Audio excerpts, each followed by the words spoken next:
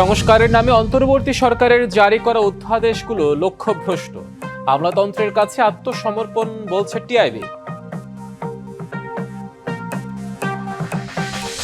নির্বাচন ঘিরে আইন শৃঙ্খলার উন্নতি হয়নি মন্তব্য বিএনপির। দু একদিনের মধ্যে আসন সমঝোতার কথা জানালো জামায়াত। আপিলও প্রার্থীরা ফিরে পেলেন না চট্টগ্রাম ৯-এর জামায়াত প্রার্থী ফজলুল হক। মনোনয়ন বৈধতার লড়াইয়ে প্রার্থীরা।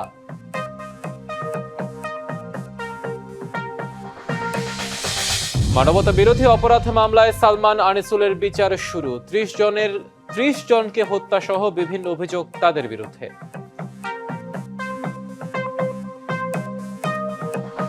দেখছিলেন নাসির সিনটেক্স অ্যালুমিনিয়াম সংবাদ শিরোনাম। এবারে জানাবো খবরের বিস্তারিত। সাথে আছে হিমাদ্রি রাহা। আইন শৃঙ্খলা পরিস্থিতির এখনো উন্নতি হয়নি। লুট হওয়া অস্ত্র উদ্ধার নিয়ে সাংবাদিকদের প্রশ্নে এমন মন্তব্য করেছেন বিএনপি মহাসচিব মির্জা ফখরুল ইসলাম আলমগীর। তবে নির্বাচন কাছাকাছি হলে পরিস্থিতি ভালো হবে বলে আশাবাদী তিনি। সকালে ঠাকুরগাঁওয়ে তার নিজ বাসভবনে সাংবাদিকদের সাথে মতবিনিময়ের সময় এসব কথা বলেন মির্জা ফখরুল ইসলাম আলমগীর।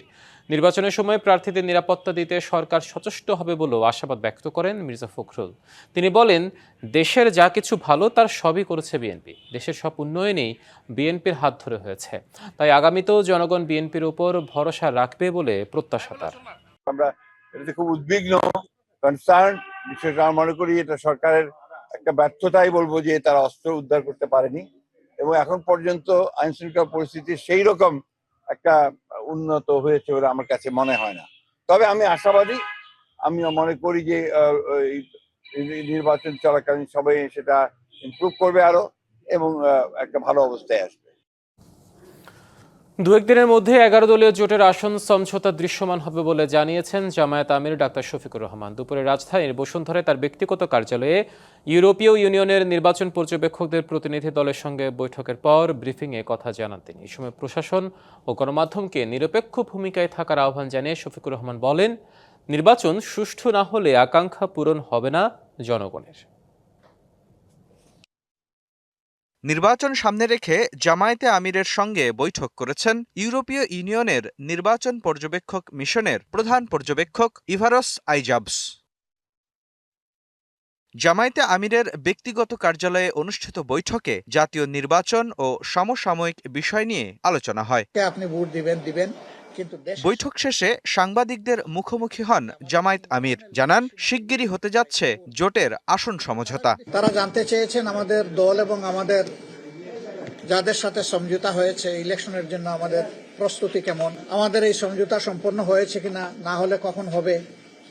আমরা তাদেরকে বলেছি ইনশাল্লাহ আগামীকালকের মধ্যে এটা একটা ফাইনাল শেপ পাবে। এ সময় প্রশাসন ও গণমাধ্যমের সাম্প্রতিক ভূমিকার সমালোচনা করেন তিনি। বলেন, অভ্যুত্থানের সময়ের সবার ভূমিকা মনে রেখেছে জনগণ। আগামীতে বাংলাদেশের জনগণ সঠিক সিদ্ধান্ত নেবে ন্যায় বিচার নিশ্চিত করার জন্য, অর্থনৈতিক পুনর্বিন্যাস করে দেশকে এগিয়ে নেওয়ার জন্য তারা সঠিক সিদ্ধান্ত দিবে। জনগণের উপর আমাদের 100% আস্থা আছে।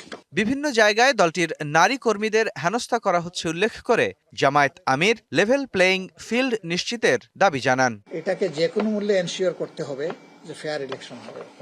এবারকার ইলেকশন যদি হাতছাড়া হয় এই জাতির, আমরা জানি না এই জাতিকে কত মূল্য পরিশোধ করতে হবে।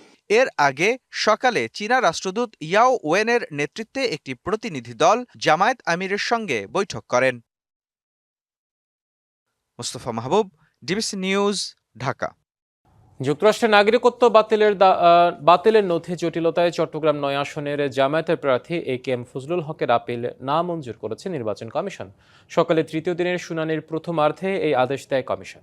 এর আগে সকাল 10টায় রাজধানীর আগারগাঁওয়ে নির্বাচন কমিশনে শুরু হয় তৃতীয় দিনের আপিল শুনানি। শুনানিতে এখন পর্যন্ত বেশ কিছু আপিল মঞ্জুর করা হয়। এছাড়া জামায়াত, জাতীয় পার্টি ও এনসিপি সহ বেশ কয়েকটি আপিল না মঞ্জুর ঘোষণা করা হয়। এছাড়া একটি স্থগিত ঘোষণা করে কমিশন। গত 2 দিনের শুনানিতে 110টি আবেদন মঞ্জুর করে কমিশন, বাতিল করা হয়েছে 22টি। 24 জুলাই আগস্টের আন্দোলনে 30 জনকে হত্যাসহ মানবতা বিরোধী অপরাধের মামলায় ক্ষমতাচ্যুত প্রধানমন্ত্রী শেখ হাসিনার উপদেষ্টা সালমান এফ রহমান ও তার আইনমন্ত্রী আনিসুল হকের অব্যাহতির আবেদন খারিজ হয়েছে।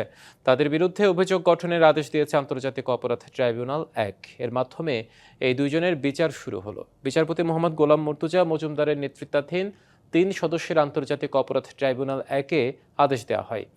10 ফেব্রুয়ারি সূচনা বক্তব্য উপস্থাপন ও সাক্ষ্য গ্রহণ শুরুর আদেশ দেওয়া হয়। জুলাই আন্দোলন চলাকালে কারফিউ দিয়ে এবং ব্যবসায়ীদের নিয়ে বৈঠক করে হত্যাকাণ্ডে সহায়তা সহ আনিসুল হক ও সালমান এফ রহমানের বিরুদ্ধে 5টি অভিযোগ এনেছে প্রসিকিউশন। রাজধানীর দক্ষিণ বনশ্রীতে ফাতেমা আক্তার লিলি নামে স্কুল ছাত্রীকে গলা কেটে হত্যার ঘটনায় প্রধান আসামি হোটেল কর্মী মিলনকে গ্রেপ্তার করেছে র্যাব। শনিবার বিকেলে দক্ষিণ বনশ্রীর প্রীতম ভিলা নামক একটি বাসা থেকে স্কুল ছাত্রীর মরদেহ উদ্ধার করে পুলিশ। র্যাবের লিগ্যাল অ্যান্ড মিডিয়া উইংয়ের পরিচালক wing commander MZ Intekhab Chowdhury জানান, দক্ষিণ বনশ্রীর নিজ বাসায় খুন হওয়া স্কুল ছাত্রী লিলি হত্যার ঘটনায় শনিবার রাতে খিলগাঁও থানায় হত্যা মামলা করেন নিহতের বাবা মোহাম্মদ সজীব। এরপর বাগেরহাট সদর থানার বড় সিংড়া থেকে হোটেল কর্মী মিলনকে গ্রেপ্তার করে র্যাব। বিক্ষোভ উত্তাল ইরানে দীর্ঘ হচ্ছে মৃত্যুর মিছিল। দেশটিতে মৃত্যু ছাড়িয়েছে 500। এমন পরিস্থিতিতে ইরানের প্রেসিডেন্ট মাসুদ পেজেশকিয়ান রাষ্ট্রীয় টেলিভিশনকে দেয়া সাক্ষাৎকারে বলেন, জনগণের কথা শুনতে প্রস্তুত তার সরকার। এদিকে ট্রাম্প জানিয়েছেন, ইরানের বিরুদ্ধে সামরিক হামলা সহ কঠোর বিকল্প পদক্ষেপ নিয়ে ভাবা হচ্ছে। ইরান নিয়ে ভুল হিসাব নিকাশ না করতে যুক্তরাষ্ট্রকে হুঁশিয়ারি ইরানের। ইরানে বিদ্রোহ বিক্ষোভ শুরু হয়েছে 28শে ডিসেম্বর। মূল্যস্ফীতি ও আর্থিক দুরবস্থার প্রতিবাদে উত্তাল আন্দোলন রূপ নেয় সহিংসতায়। বিক্ষোভ দমনে কঠোর হয় তেহরান প্রশাসন।